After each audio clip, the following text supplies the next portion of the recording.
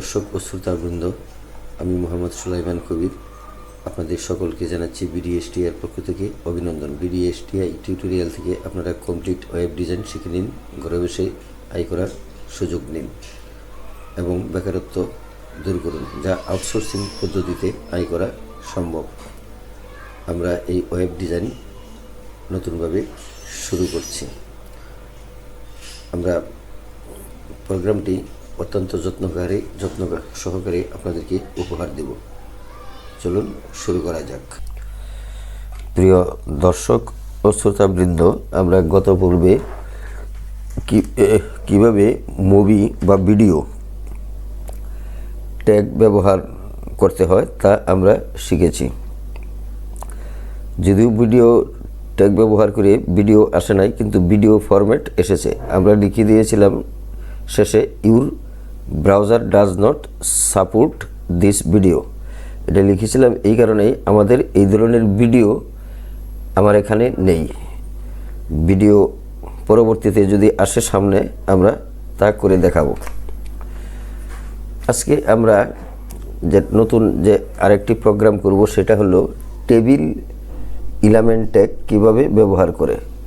HTML এর table তৈরির পদ্ধতি আর লিস্ট তৈরির পদ্ধতি অনেকটা একই রকম।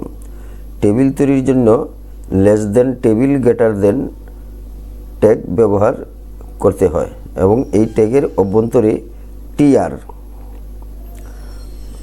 টিআর লিখে আপনি যে কথাটি লিখবেন সেটা লিখতে হবে। তারপরে টিআর দেয়া লেস দেন গ্রেটার দেনের ভিতরে লিখে তারপরে শেষ করবেন।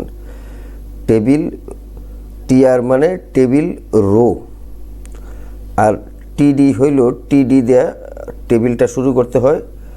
টিডি হলো টেবিল লেস দেন গ্রেটার দেনের ভিতরে।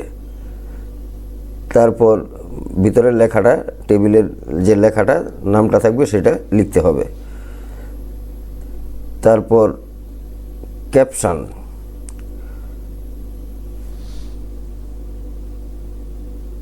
টেবিল ডাটা, এটা হলো টেবিল ডাটা, টিডিটা হলো টেবিল ডাটা এবং টিএস হলো টেবিল হিডার। টেবিল হিডার ব্যবহার করা হয়। এছাড়াও শিরোনাম দেওয়ার জন্য ক্যাপশন লিখতে হয় এবং ক্যাপশন লেস দেন গ্রেটার দেনের ভিতরে লিখে আবার লেস দেন গ্রেটার দেন লিখে ক্যাপশন লিখবেন। লেস দেনের পর একটি ব্যাকস্ল্যাশ দিয়ে শেষ করতে হয়। এই ট্যাব ব্যবহার করে টেবিল তৈরি করতে হয়। টেবিল সাধারণত রো এবং কলাম এ বিভক্ত করা থাকে। প্রতিটি ঘরকে সেল বলে।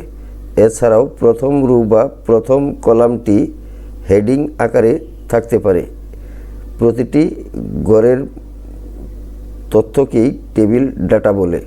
টেবিল ডাটা এবং টেবিল হেডিং মিলেই সম্পূর্ণ টেবিল তৈরি হয়। টেবিল এলিমেন্টের মধ্যে টিআর ব্যবহৃত হয়। যতগুলি টিআর ব্যবহার করা হবে টেবিলের ততগুলো রো থাকবে। টিআর এর মধ্যে আবার টিডি ব্যবহার করে ডাটা লেখা হয়। যতগুলি টিডি ব্যবহার করা হবে ততগুলি সেল বা ঘর তৈরি হবে। তাহলে চলুন আমরা টেবিলটি কিভাবে তৈরি করি তা লিখি।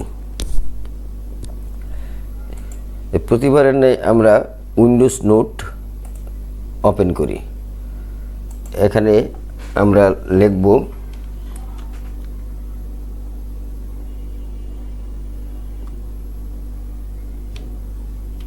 লেস দেন লিখে একটা এক্সক্লেমেশন ব্যবহার করব। তারপরে বড় হাতের ডক টাইপ লিখব, DOCK ডক টাইপ TYPE, একটা স্পেস দিয়ে ছোট হাতের লিখব HTML, গ্রেটার দেন দিয়ে বেরিয়ে আসবো। তারপর লিখব আমরা লেস দেন গ্রেটার দেনের ভিতরে HTML গ্রেটার দেন। তারপর আবার নিচে আসবো, এসে লিখব less than body greater than. তারপর লিখব আবার টেবিল লেস দেন টেবিল, তারপর গ্রেটার দেন দিয়ে বের হয়ে আসব। তারপর লিখব টি আর, লেস দেন টি আর মানে টেবিল রো। তাহলে আমরা কয়টা জিনিস এখানে পাইলাম? প্রথম সূত্রটা হইল ডক টাইপ HTML, লেস দেনের ভিতরে প্রথমে এক্সক্লেমেশন দিতে হবে অর্থাৎ আশ্চর্য চিহ্ন, তারপরে HTML, তারপর বডি, তারপরে টেবিল কথাটি লিখতে হবে, না হলে টেবিল তৈরি হবে না। তারপরে লিখতে হবে টিআর, টিআর না লিখলে রু তৈরি হবে না। আচ্ছা, এখন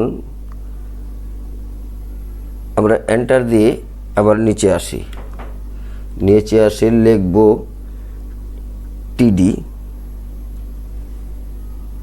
এখানে টিডি লিখে লিখব লেস দেন টিডি, গ্রেটার দেন লিখে একটা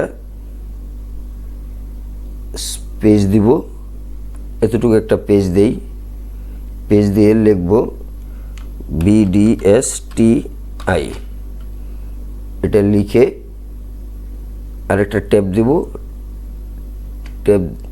ট্যাব দিয়ে লিখব লেস দেন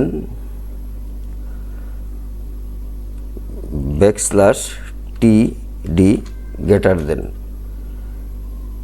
তারপরে আবার একটা স্পেস দেব, ট্যাব দিয়ে লিখব আবার BDSTI, এটা লিখি BDSTI, ধরুন BDSTI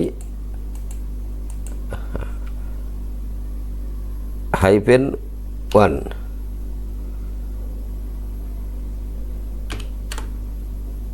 BDSTI -1, আর এটা লিখব, এটা টিডি লিখলাম, তারপরে লিখব আবার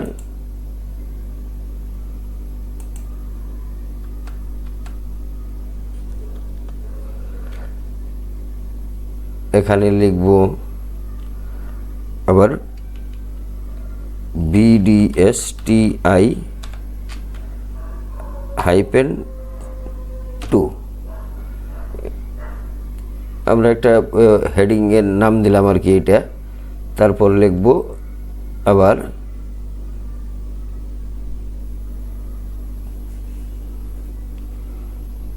এখানে আরেকটা টিডি লিখতে হবে,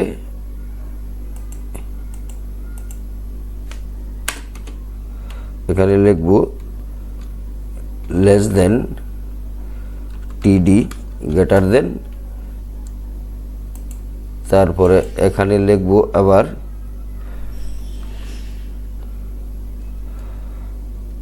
less than /TD greater than, তারপরে আবার লিখব এখানে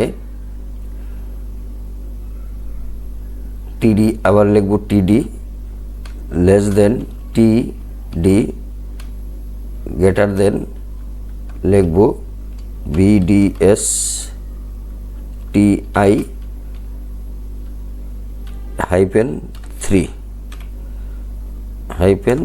-3 লিখব।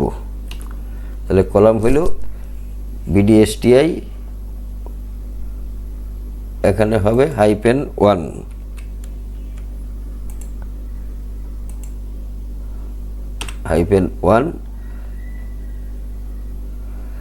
তাহলে -2, এখানে 2, এটা হবে 3।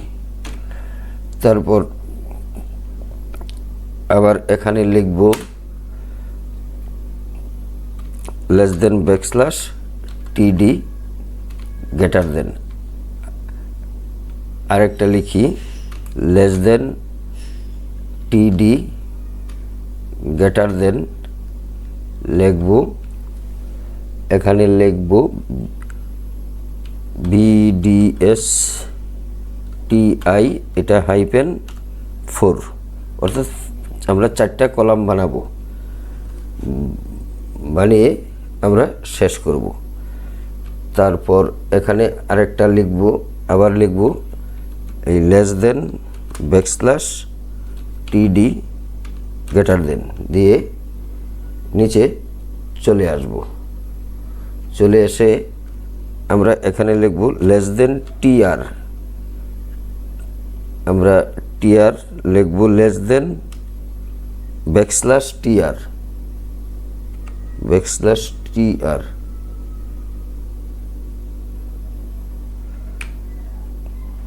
এখানে গ্রেটার দেন দিব, তারপর আবার আসব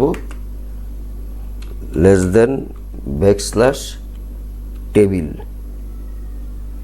আমরা ওই যে উপরে লিখছি ওই টিডি এর উপরে প্রথম শুরু করছি যেখান থেকে HTML থেকে, তার যেখানে এসে শেষ করছি টিআর থেকে উপর দিকে যাব, লিখব টিআর এর উপরে আছে কি টেবিল, টেবিল, তারপরে গ্রেটার দেন, তারপরে আসবো বডি, তারপরে লেস দেন ব্যাকস্ল্যাশ বডি, তারপর আবার নিচে আসবো less than backslash HTML, greater than. আমরা এইটুকু দিয়ে শেষ করলাম। এখন এটাকে সেভ করে ব্রাউজার দিয়ে খুলবো, খুলে দেখি কি অবস্থা দাঁড়ায়।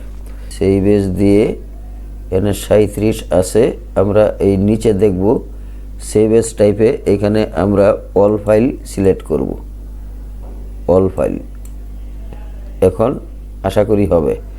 তাহলে সেভ এস বাটনে আবার সেভে ক্লিক করি, এই 37টা আমরা এখানে ডিলিট করে দিই। এটা টেক্সট হিসাবে সেভ হয়েছে, যার ফলে এটা হয় নাই। এখন এটাকে ডিলিট করে দিলে এই 37টা এখানে চলে যাবে।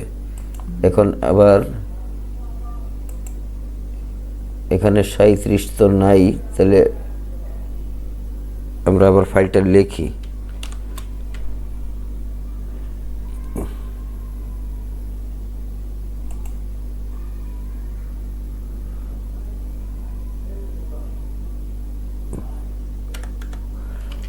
প্রোগ্রাম